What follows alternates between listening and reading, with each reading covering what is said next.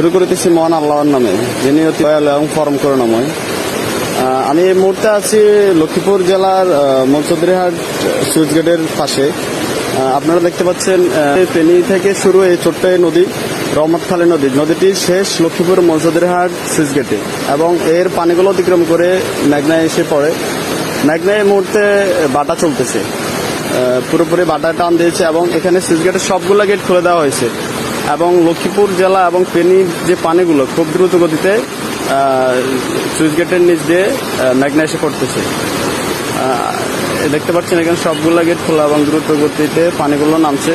আশা করি এভাবে যদি নামে ইনশাল্লাহ লক্ষ্মীপুর জেলাবাসী আমরা যারা আছি এবং ফেনী যারা আছি তারা খুব দ্রুত এই জলবদ্ধ থেকে ইনশাল্লাহ মুক্তি পাবো। সবাই দোয়া করবে ইনশাল্লাহ যেন বৃষ্টি বর্ষণ থেকে এবং বন্যা থেকে আল্লাহ আমাদের হেফাজত করে।